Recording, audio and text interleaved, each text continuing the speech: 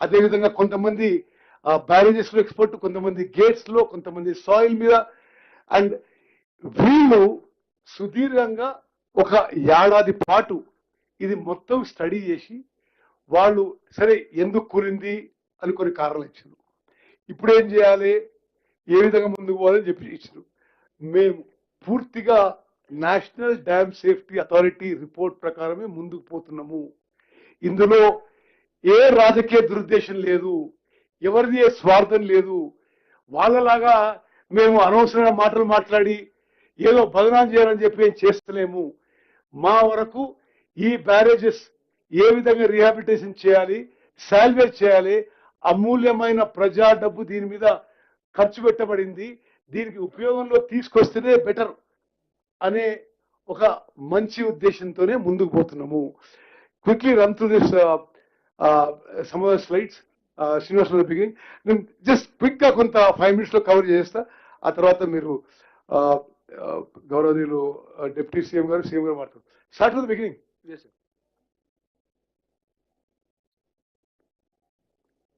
సరే, ఇది ఒకటి, ఈ ప్రాణహిత చేవెళ్ల ప్రాజెక్టు మేడిగడ్డకి ఎందుకు షిఫ్ట్ చేసిండ్రు, it is completely the motive is suspect.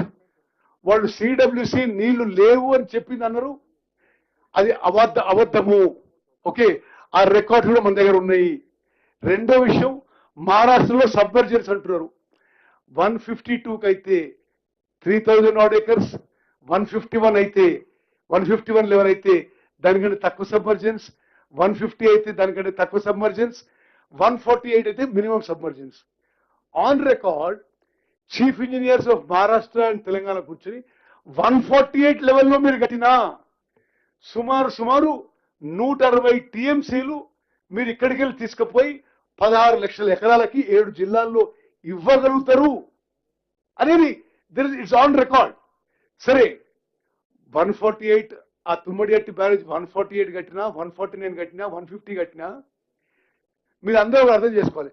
మహారాష్ట్రలో సబ్మర్జెన్స్ అంటారు. మహారాష్ట్రలో ఆనాడు భూసేకరణ ఖరీదు 5 లక్షల ఎకరం.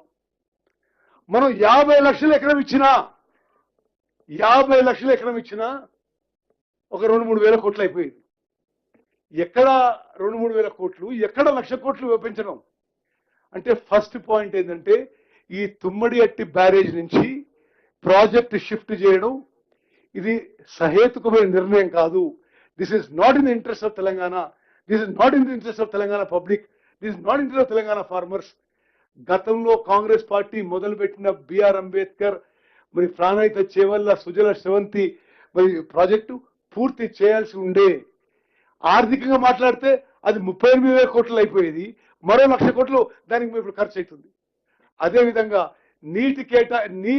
నీళ్లు లేవు అని అక్కడ రాసిన దాంట్లో నీళ్లు లేవనే మాట సిడబ్ల్యూసి ఎన్నడూ అనలేదు.